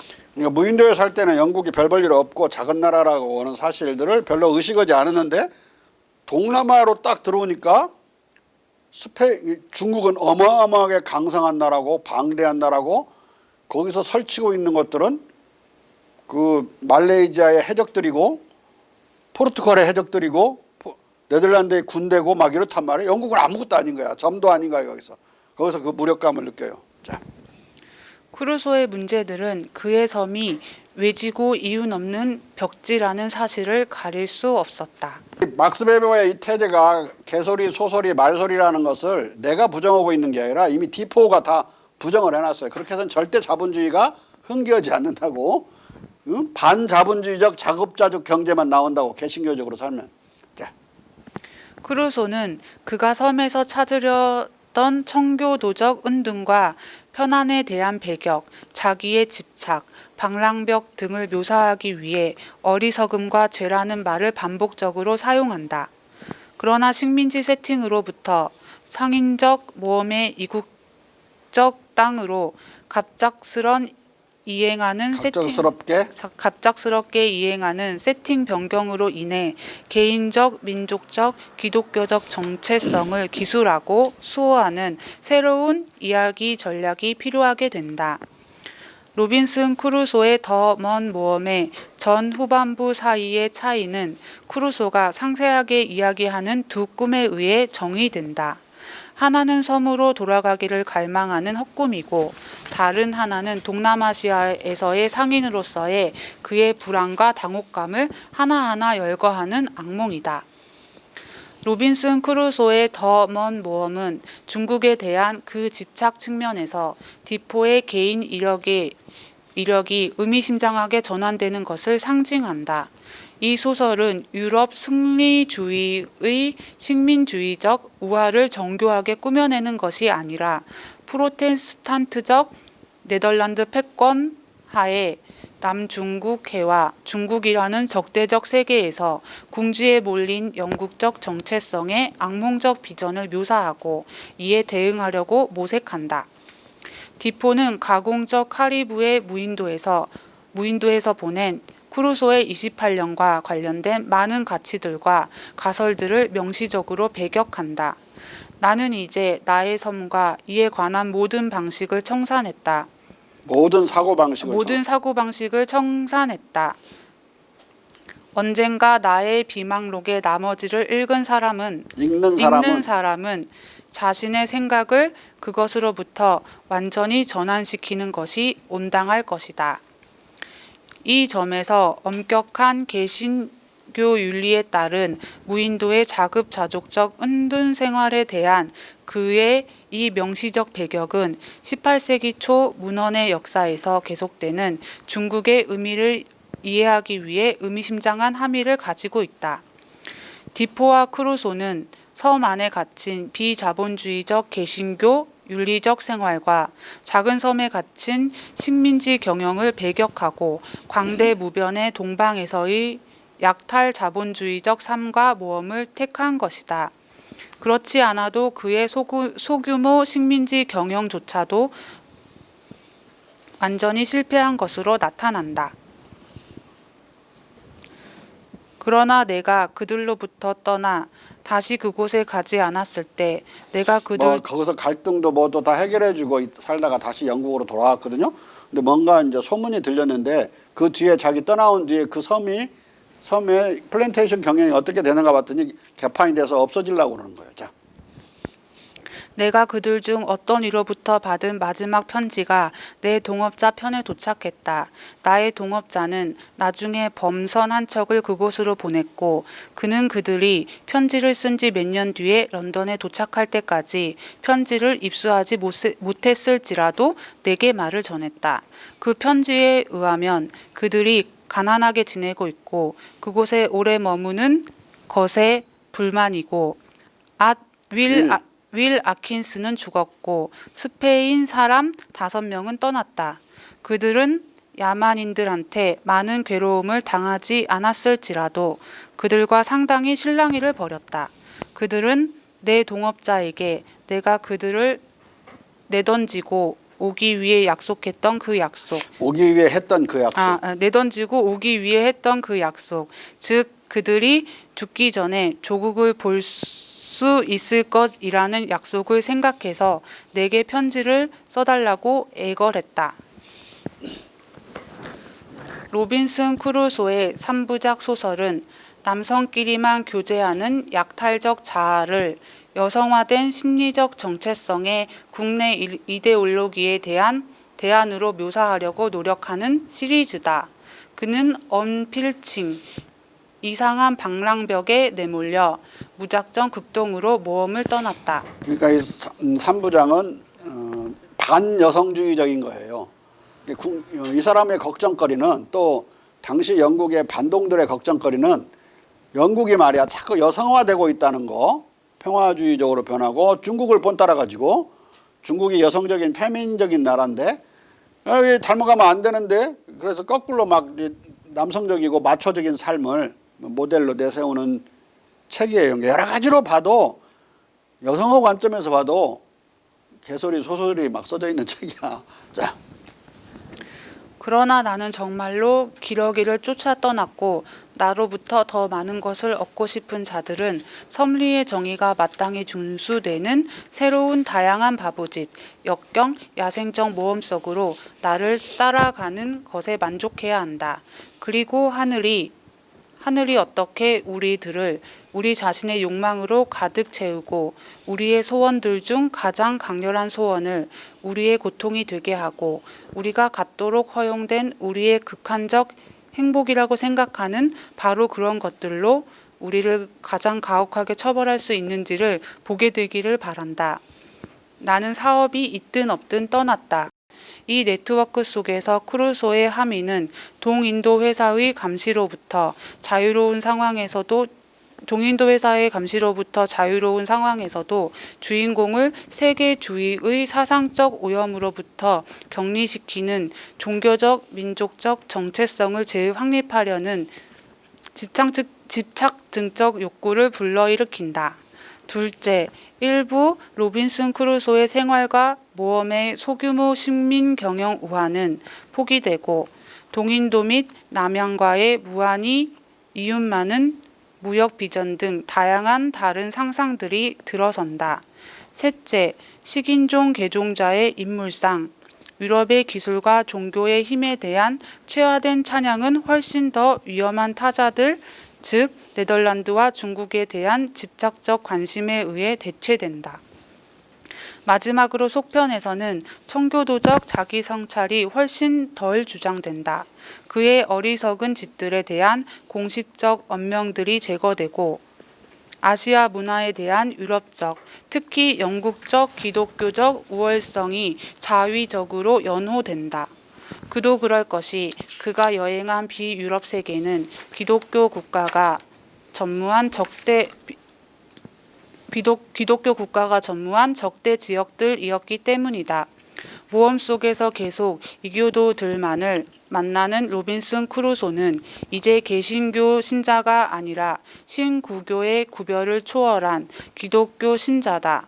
로빈슨 크루소는 제3부 심각한 성찰에서 나는 2권을 써서 이야기한 모든 항해와 여행에서 기독교 국가에 발을 디디지 못했다. 아니 지구의 새 지역을 도는 중에 전혀 발을 디디지 못했다고 쓰고 세계에서의 현재적 종교 상태에 관한 에세이 제하의 나머지 장절을 적대 세계에서 포위당한 기독교의 처지를 묘사하는 데 바친다. 그 세계를 놓고 딱 보니까 기독교 세계가 너무 작은 거예요. 조망만한 거야. 비기독교 세계가 너무 광대하고 이게 이제 오갈들어 가지고 그 정복해야 된다는 제국주의적 관점, 종교 제국주의적 관점을 많이 습득하고 훈련시키고 강화하는 거야, 마음속으로. 자. 3부작 끝에서 여성화된 심리적 자아에서 광신적 십자군으로의 이행은 로빈슨 크루소가 이교도들이 이런 방대한 영역을 영유하고 순수성 속의 종교가 지구의 작은 구석에서만 빛나는 세계 안에서 민족 번영을 위해 처방하는 짐승들을 개종시켜라 아니면 절멸시켜라 는 소름 끼치는 기독교 제국주의적 규정들에 의해 특정 지어진다. 이런 정신으로 제국주의 시대가 약 100년간 진행이 돼요. 얼마나 많은 우리 약소민족과 이민족들이 살상됐는지 알겠죠. 아니면 노예가 됐든가. 동아시아도 마찬가지로 이렇게 수도 없이 사람들을 약탈해 가요. 젊은 여자, 젊은 남자를 강취해 가지고 노예로 팔아먹고 유럽 가서 또는 다른 식민지 플란테이션에 팔아먹어요. 중국이 이러면 이럴수록 더욱더 쇄국 정책을 강하게 할 수밖에 없었어요.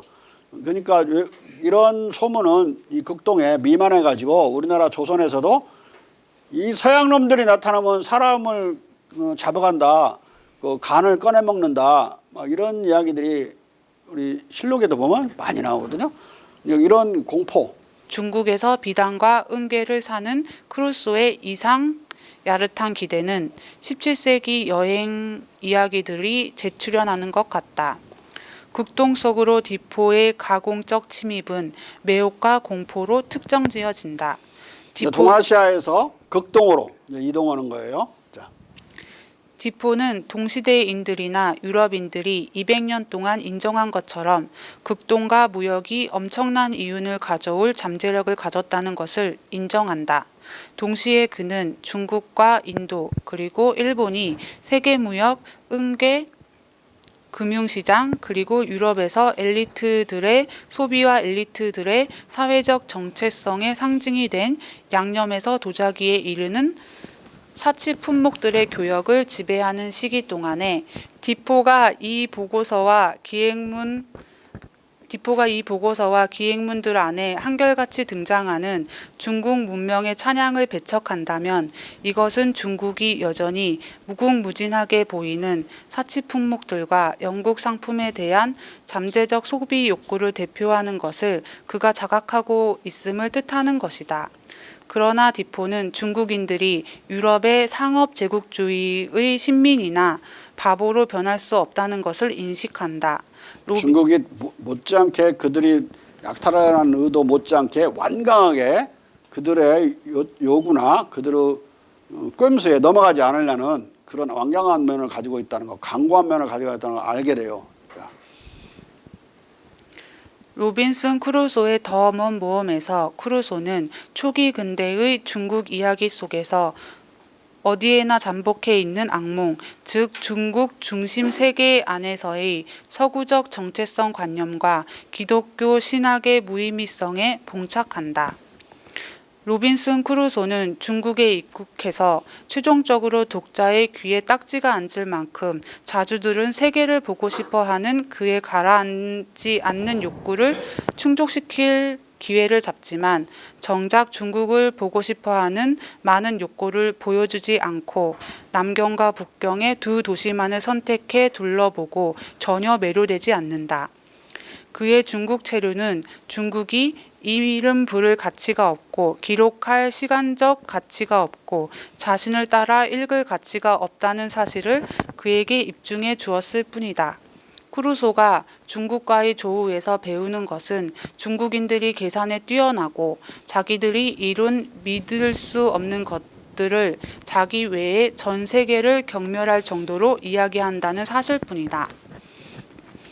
로빈슨 크루소의 중국 여행은 오히려 그의 민족적 기독교적 정체성, 특히 신구교 구별을 초월한 기독교적 정체성을 강화하는 데 결정적으로 중요했다.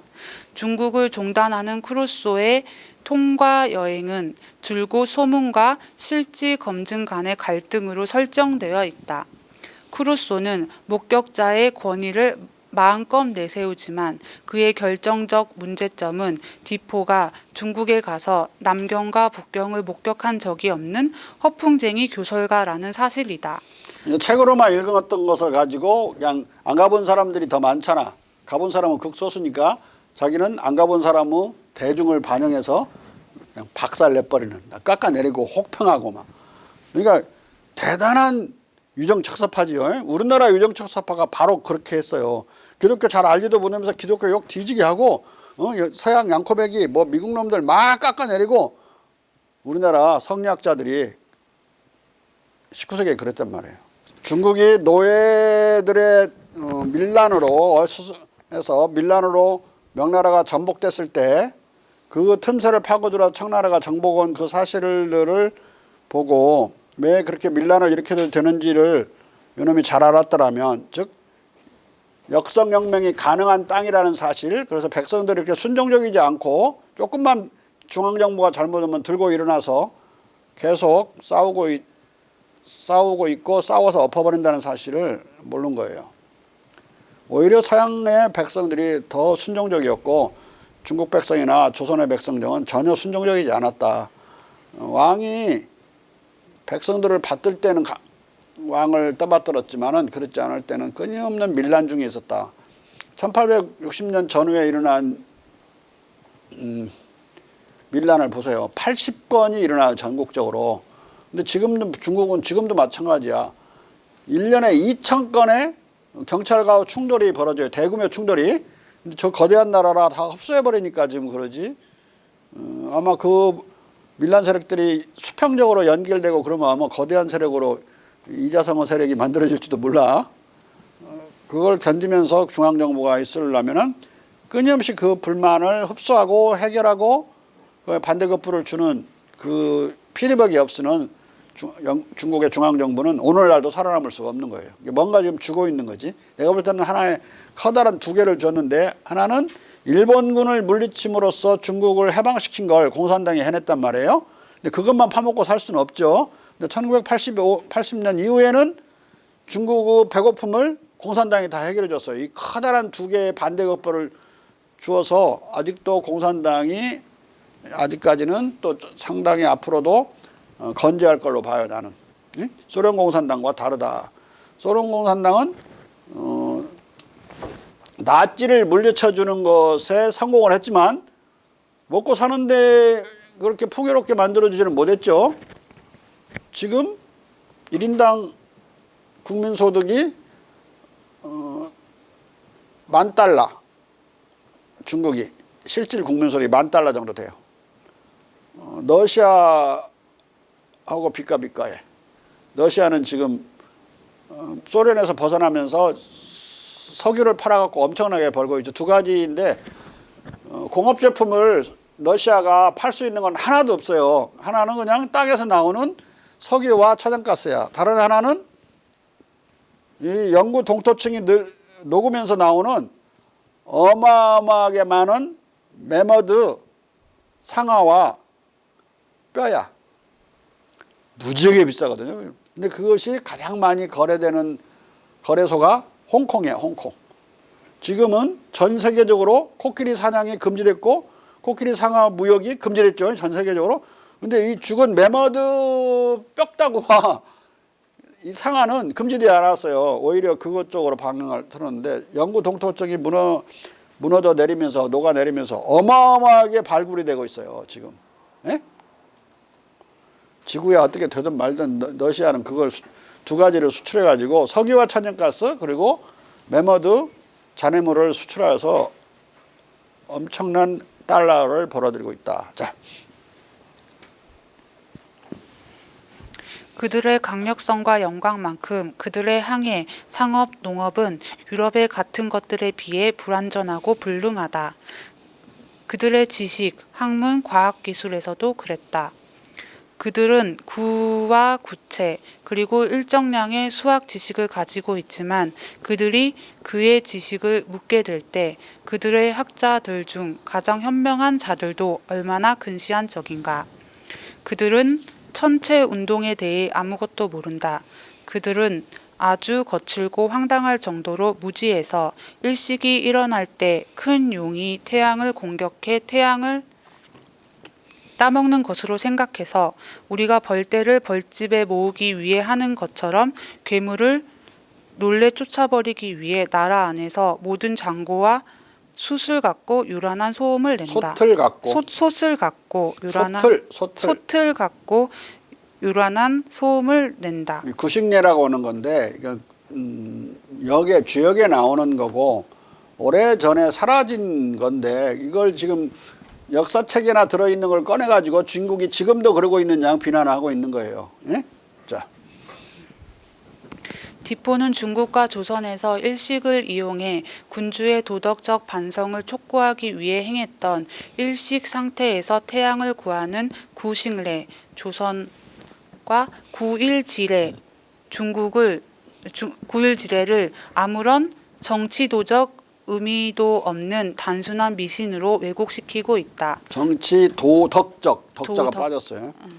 뭐 이렇게 자꾸 글을 빼먹었어 배영구 사장. 자, 이게 일식이 어떻게 일어나는지를 다 알고 있었고 그 일식 날짜를 4천여 회 정도 정확히 기록하고 있어요. 근데 그것서 4개만 틀렸고 날짜가 4천여 회가 다 정확히 맞아 떨어졌는데 그게 뭔지를 왜 몰랐겠어요. 알지만 이걸 이용해서 임금한테 그 해가 가려지는 그 시간 1시간 동안 막 그냥 임금을 뭐라고 했어요. 거기 이제 조선 왕조실록에 보면 중기까지 이제 이게 시행됐는데 경처가소서 신하가 소리 지르면 임금이 조아리고 경처가 막 약속하는 그런 의식이었어요. 의식. 그냥 중기를 벗어나면서 이제 없어져요. 자. 구식례는 미신이 아니라 일식에서 정치 철학적 의미를 구하고 정치를 반성하는 의식의 계기로 삼았다. 그리고 한국에서도 구식례는 정조 9년 1785년의 의식을 마지막으로 사라졌다.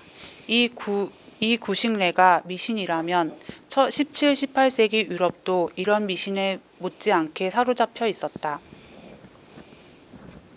존 밀턴은 신라권에서 태양이 어두운 일식 때 달의 뒤편으로부터 불길한 여명을 반쪽 세계의 백성들에게 비춰 병계에 대한 두려움으로 제왕들을 당혹해 한다고 읊음으로써 일식에서 도덕적 의미를 구하는 당대의 영국 관습을 표현하고 있다. 마치 지들도 똑같이 그러고 있으면서 극동에서만 그러고 있는 그냥 사기치고 있죠. 내가 극동에 항텔이라는 학자가 나타나서 그걸 다 아는 사람이 하나 나타나올지를 몰랐는가 봐. 이렇게 밀턴까지 다 읽어서 이걸 알 수 있는 자가 나타날지를 모른 거예요. 이것이 18세기, 17세기 말까지 계속 이래요. 이게 유럽도. 자, 18세기 초까지도 그러고. 그리고 피에르 벨은 유럽인들이 1680년대에 혜성의 출현을 두고 온갖 미신과 정치적 해석이 난무하는 시대 풍조를 비판하고 있다. 그리고 벌떼를 벌집에 모으기 위해 하는 것처럼 나라 안에서 모든 장고와 솥을 갖고 요란한 소음을 낸다. 표현은 부조리하다. 난다는 표현은 부조리하다. 낸다는 표현은 부조리하다. 벌통에서 분봉이 일어날 때 벌집에 분리되어 나온 벌떼를 벌집에 모으기 위해 요란한 소음을 내는 것이야말로 진정 벌떼를 흩어뜨릴 위험이 큰 무식한 짓일 것이다. 그 장고를 막 두드리고 그래가지고 그런 악들을 몰아냄으로써 빨리 해가 달의 그림자로부터 벗어나기를 바라고 하는 거예요. 그런데 이것을 분봉에다가 비교하면 안 되죠. 분봉은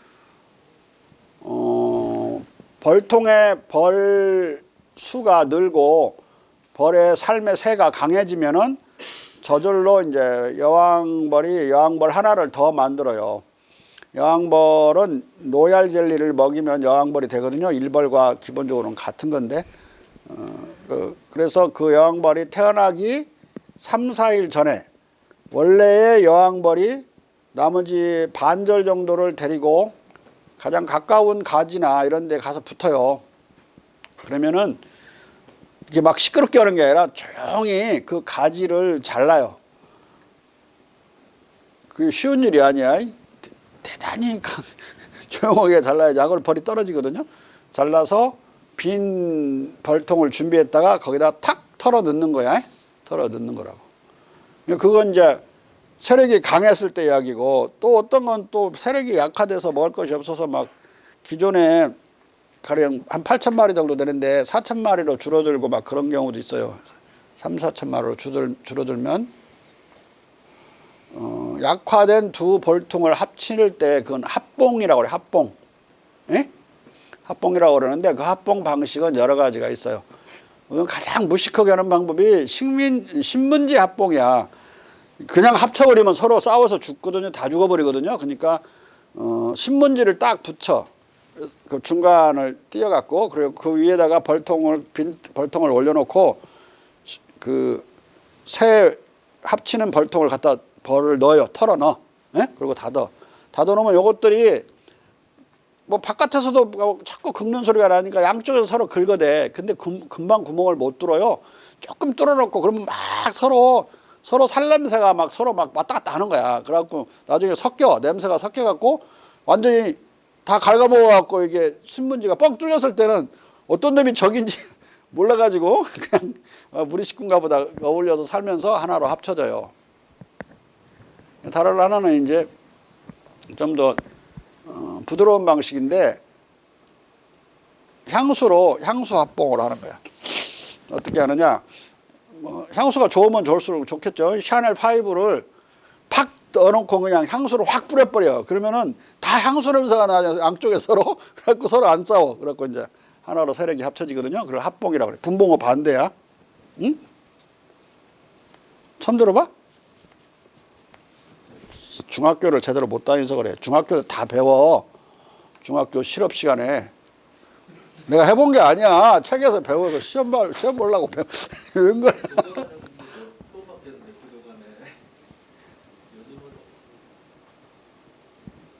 아니 기술 시간에는 자동차 배우잖아. 실리콘 다이오드 그런 거 안 배웠어? 그런 거 내가 고쳐보지는 않았지만 이론은 안다고. 그러듯이 이거 분봉 합봉 안 해봤어도 대충은 알아요. 그래야 그 양봉업자들이 설명해주는 말을 알아듣지. 자. 아무튼 위 글은 거의 욕설 수준이다. 크루소가 네덜란드인들로부터 고문당하는 악몽에 시달렸을지라도 이제 그의 새로운 적은 네덜란드가 아니라 중국이었다.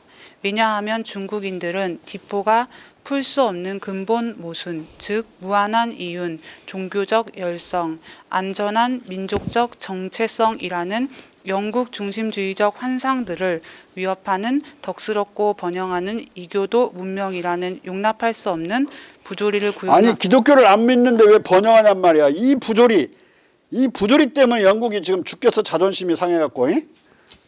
자, 용납할 수 없는 부조리를 구현하고 있는 난공불락의 질투 대상이었기 때문이다. 이런 엄청난 부조리 앞에서는 지구의 한 구석 유럽 안에서의 신구교 갈등이란 부질없어 보이기 때문에 오직 하나의 기독교가 요청될 뿐이고 이 교도를 아무 기독교 종파로나 개종시키고 이교 문명을 파괴 유린할 수 있는 통일적 기독교 제국주의가 필요할 따름이다. 그리하여 로빈슨 크루소의 더 먼 모험에서 디포는 30여 쪽에 걸쳐 몇 달 동안의 가상적 중국 체험을 기술하며 중국을 욕설로 정복한다. 그가 아무런 꿈을 갖지 않았던 중국과 시베리아 땅에 대한 그의 묘사는 기독교 권력과 이윤의 유럽 중심주의적 환상이 제1부 로빈슨 크루소의 삶과 모험의 도덕적 리얼리즘을 대처하는 만큼 거의 환각 유발적인 특질을 보인다. 중국인들에 대한 그의 비방과 욕설은 중국에 관한 방대한 유럽 문헌에서 전례 없는 것이다. 크루소는 예수의 신부들과 전례 없는 것이라 이 말은 이렇게 유정척사파는 소수였어요. 소수.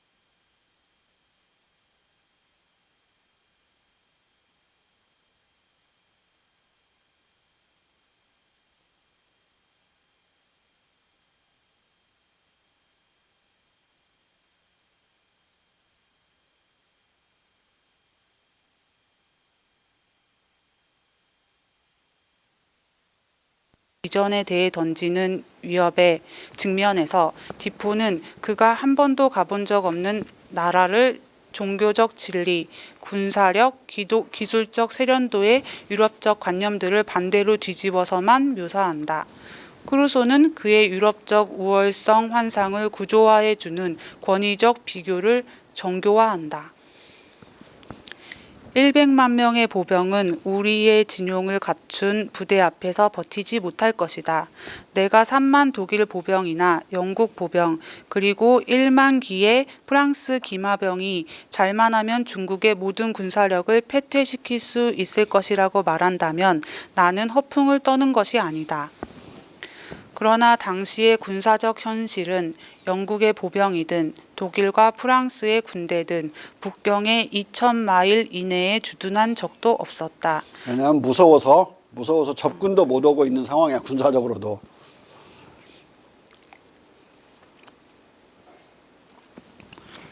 크루소의 군사적 주장과 기독교 제국주의적 승리주의 환상은 중국과 유럽의 상대적 강력성에 대한 심각한 도전이나 성찰이 아니라 중국의 압도적으로 우월한 경제력 앞에서 자위적 수사와 제스처에 불과한 것이다. 하지만 크루소의 자위적 장광설은 중국의 사치품들이 여전히 그도 극복할 수 없는 강렬한 욕망의 대상이라는 사실을 감추지 못한다. 크루소는 자, 여기 지나가기 전에 이때까지도 중국은 군사적으로 전 세계에서 가장 막강했다. 왜냐하면 걸륭제의 치세는 한 18세기 후반에 끝나죠. 그때까지 걸륭제는 끊임없이 영토를 넓히고 있었어요. 특히 티베트 지역과 서역으로 계속 전쟁 중에 있었고, 오늘날 우리가 말하는 외몽고 있죠. 외몽고도 이때 확실하게 중국 영토로 편입이 돼요. 그 이전에는 계속 몽고가 여전히 북원이라고 해가지고 살아남아가지고 명나라도 대단히 괴롭혔지만, 북원이 영종이라고 하는 명나라 왕도 포로로 잡아버려요. 그래가지고 정강의 변이 나고 그러는데 청나라 때도 여전히 몽고는 강했다. 그런데 걸륭제에 와서야 완전히 제압을 하게 돼서 외몽고가 중국 땅이 되게 돼요. 얼마 안 됐지 중국 땅이 된지는. 그렇기 때문에 도처에서 군사적 작전을 쉴 새 없이 중국이 벌이고 있었기 때문에 군사적으로 강했어요. 그 이후에 이제 군사력이 약화되는 거죠. 그 세금을 많이 못 거두면 군대를 많이 못 기르고 그러면 약화되는 거고 무기도 계속 리파이너링 그러니까 세련화 못 시키고 갱신 못 시키면 약화되는 거죠. 자. 크루소는 유럽에 가져와 팔기 위해 중국에서 3,500파운드 어치의 비단, 옥양목, 육두구, 정향, 차를 구입하고 이 물건들을 26마리의 낙타와 말에 싣고 중국을 떠나기 때문이다. 자, 이게 좀 무슨 거죠? 욕 뒤지게 해놓고 인간 탐나니까 또 사갖고 오는 이 선진 문명의 제품들을 사는 이 꼬락서니에서 야의 모순된 언동이 드러나요. 자. 이 위에 억지로 끼워 넣은 것 같은 느낌을 준다. 아랑겔스크는 부동항이 아니에요. 어느 항구인데 그리로 가서 어떻게 오겠다. 하여간 뭔가 다시 돌아와야 되니까 바다로 가서 들어갔는데 나올 때는 시베리아를 통해서 러시아를 통해서 나와야 되니까 그냥 설정한 거예요. 자. 다니엘 디포는 로빈슨 크루소의 입을 통해 남경을 이렇게 일단 긍정적으로 묘사하는 척한다. 먼저 우리는 열흘간의 여행으로 진정으로 아주 볼만한 가치가 있는 도시인 남경시를 보러 갔다. 그들은 이 도시가 100만이라고 말하지만 내게는 믿기지 않는다. 도시는 규칙 바르게 지어지고 가로들은 모두 정확하게 곱고 서로 직선으로 교차하는데 이것은 도시의 모양에 커다란 이점을 준다. 그러나 디포는 이건 모든 중국 묘사 여행기마다 나오는 구절이에요. 그러니까 이건 부정할 수 없으니까 일단 딱 깔아놓고 그 다음에 바로 비판에 들어가는 거예요. 자. 그러나 디포는 이 예찬에 바로 이때서 중국 문명을 다짜고짜 비하경멸하는 엉터리 비교 문명론과 자신의 개똥 철학을 늘어놓는다. 그러나 이 나라의 비참한 백성들을 우리의 백성과 비교하기에 이를 때면 그들의 공장 생활 원래 개똥철학이라는 뜻으로 그들이 타드 필로소피라는 말을 쓰거든 영어로. 내 도구는 내가 집어넣었어. 그래야 개똥이 되니까. 그냥 똥철학이라고 그러는데 서양 말로는. 그들의 공장, 생활 방식, 통치, 종교, 재력, 그리고 어떤 사람들이 말하는 그들의 영광을 우리 것과 비교할 때면 고백컨대 나는 그것을 거명할 가치가 있거나 그것에 대해 글을 쓸만하다거나 나중에 읽게 될 어떤 것이라고 생각조차 하지 않는다. 그리고 이어서 디포는 일부 유럽인들이 지어낸 중국의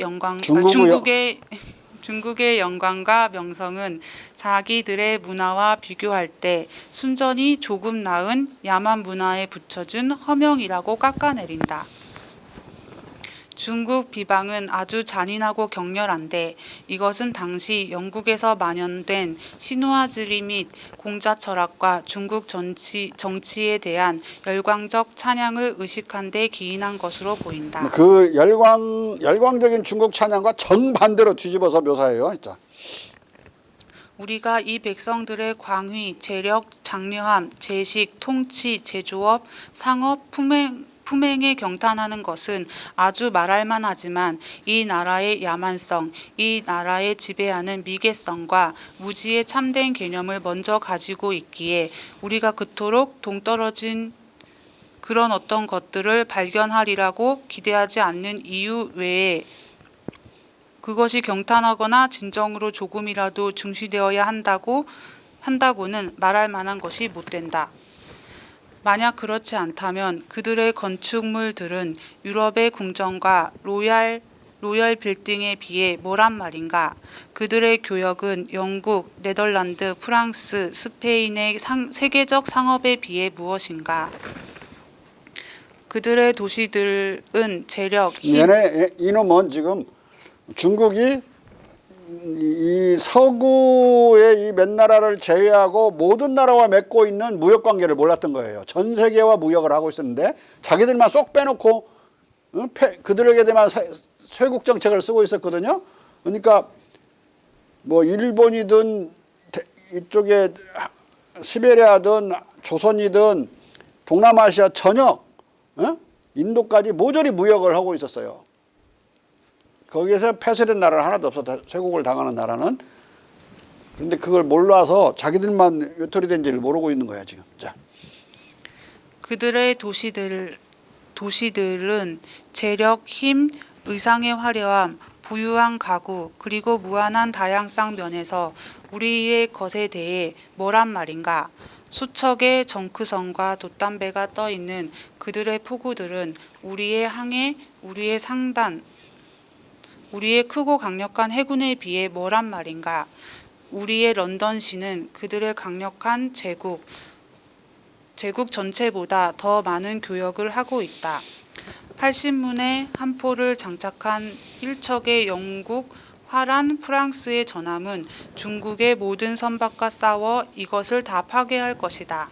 그러나 그들의 재력의 크기, 그들의 교역, 그들의 통치력, 군대의 강력성은 이미 말한 바대로 그들을 야만족보다 조금 나은 이교도들의 미개 국가로 간주하기에 우리가 그들 사이에 이런 것들을 기대하지 않았기 때문에 우리에게 놀라운 것으로 나타나는 것이다. 이 비방 중에서 군사와 관련된 것도 과장이지만 이것 외의 것들은 아예 모조리 거짓말이다. 중국의 교내 교역량은 듀알드의 중국 동사 1735에 의하더라도 이때에 유럽 전체 인구가 9천만밖에 안 됐어요. 중국은 4억 5천만이었다. 게임도 안 되는 게 와가지고 지금 여기서 지금 뭐 이상한 사기 공갈을 막 지금 치고 있는 거야. 그런데 그 유럽이라는 땅덩어리는 다 합쳐도 중국만큼도 안 되는 넓이란 말이에요. 그것들을 국내의 모든 교역을 싹 합친 것은 중국 내의 내부 무역만 또 못해서 규모가 그 말이야. 지금 듀알드 이야기는. 자. 유럽의 대내외 교역 총량보다 많았는데 중국의 총 교역량을 알려면 이 국내 교역 총량에다 중국과 주변 제국 간의 대규모 조공 무역과 관영 밸러스트 무역, 개항 항구에 허가된 사무역, 중국 정부가 알면서 눈감아 주어온 밀무역 등을 포함한 천문학적 규모의 대외 교역도 다 합산해야 할 것이다. 여기서 지금 밀무역은 눈 감아준다는 이야기는 그레이 조은이야. 그레이 조은. 예? 김종필 대표 그레이 조은이 뭔지 알죠? 그 노래방에 도우미 쓰고 그런 거 엄밀히 따지면 술 팔고 위법이야, 위법. 근데 그거 단속하잖아요. 여러 사람 굶어 죽어. 술도 덜 팔릴 것이고 그 도우미 아줌마들은 거기서 돈 벌어서 먹고 살고 그러는 사람들이 많은데 그걸 법대로 해버리면 그러니까 단속을 하긴 하는데 어쩌다 한 번씩 그냥 하는 척하고 이게 그레이 존으로 지대로 그냥 운영하는 거예요. 마찬가지로 이 물무역도 이걸 완전히 닫아버리면 이걸 하려고 진짜로 법을 완전히 위배하고 바깥 세상에서 오랑캐가 돼갖고 중국 영내로 침략에 들어올 수도 있는 거예요. 그러니까 그런 걸 막기 위해서 그냥 대충 무역하는 걸 어쩌다 한 번씩 지나가면서 못 오게 소리 한번 지르고 그냥 놔두고 또 한 달에 한 번씩 그러는 식으로 계속 봐주는 그런 무역이에요. 그래서 어려운 것은 관영 밸러스트 무역인데 밸러스트는 저하라고 이제 굳이 번역하면 한자로 그렇게 번역을 해요. 저하 화물을 때 하자 밑에 밑저자 밑바탕 화물이라는 뜻인데 중국으로 우리나라에서 조공을 보내면 조공의 그 받칠 황실에 받칠 조공품은 갑판 위에 실어요. 그리고 그 밑에는 거기 가서 팔 무역 상품을 실어. 이건 관영 무역이야. 그런데 이것을 안 싣고 가면 배가 뒤집혀요. 그래서 그 발라스트라는 건 균형을 잡기 위해서 물건을 실어야 되는 거예요. 예? 그래서 그걸 싣고 가서 다 끄집어내. 그래가지고 거기다가 발라스트 저하라고 하는 중국 그 관리가 도장을 찍어주면 그 저하 물품은 마음대로 거기서 팔아가지고 현금화해서 그 돈으로 다시 중국 물품을 사가지고 또 저하로 싣고 와. 안 그러면 뒤집히니까 배가. 그래서 이제 한국에 오면 이제 엄청나게 비싼 청나라 고급 제품들이 되는 거지. 그러니까 조공품은 100분의 1밖에 안 되고 99%가 이게 발라스트인 거야. 어? 근데 그것은 공식적으로 인정이 됐으니까 그야말로 국가 간 무역인 조공무역과 관영 발라스트 무역, 저하 무역이 대규모로 국가 대 국가 간에 벌어지고 있었다. 네? 이건 막으려 내가 나열한 거 아니고도 가령 오키나와가 지금은 일본 땅이 됐지만 그 이전에는 뭐라고 그랬죠? 유구라고 그래가지고 독립국가였어요. 근데 거기에 중국인들이 가서 장사를 하는 거예요. 중국인들이 내국으로 팔잖아? 그건 무역을 안 받어요. 그러니까 관세가 안 붙었어. 그런 식으로 해서 중국인들이 많이 초빙되어 나가요. 그 중국이 하는 것은 내부 무역으로 봐주니까 중국인들이 주변 나라에 의해서 대단히 높이 평가되는 그런 시절을 오래 살아요. 이런 식의 무역은 완전히 국내 무역으로만 계산될 뿐이지 완전히 대외 무역이죠. 이런 것까지 합치면 어마어마한 규모였어요. 이런 걸 뭐 이 노예상인 이 간업 자본가가 알겠어요? 기대할 것이 안 되는 거죠. 이것까지 다 합산하면 어마어마한 교역을 중국은 하고 있었다. 상업이 세계 최고조로 발달된 나라였고 이미 자본주의도 높이 발달되어 있었다. 공장제 자본주의가 아니었을 뿐이지. 여러 번 말하지만 네트워크 자본주의라고 그랬죠. 오늘날은 그야말로 브랜드 캐피탈리즘이라고 그랬다. 브랜드 캐피탈리즘. 자. 디포는 마치 유럽 제국의 군대가 중국을 무력으로 정복하기를 부추기려는 듯이 계속 유럽 제국의 군사력을 자랑거리로 늘어놓으며 중국의 군사 역량을 비웃는다. 그리고 그는 라이프니츠가 18세기 초에 유럽보다 우월하다고 평가하고 아담 스미스가 1770년대에도 유럽에 뒤지지 않는다고 평가한 중국의 산업 기량과 과학 70년대 이렇게 평가한 그 책은 국부론에서 이렇게 돼 있어요. 국부론에. 과학기술, 앞서 상론한 아프리카와 아메리카까지 진출했던 중국의 나침반 항해술. 정화의 7차에 걸친 대항해 알죠? 정화의. 그러니까 말라가시 이런 데 있죠. 서아프리카 서해안 지역에 중국 도자기가 사건파리로 막 발견되니까 얼마나 중국의 교역 범위가 넓었는지 알겠죠? 자. 각종 신화 드리 제품의 대량 제조, 대량 수출로 유럽 사회를 로코코 문화로 전변시킨 중국인들의 상업술 등을 비웃는다. 자, 오늘은 여기까지 합시다.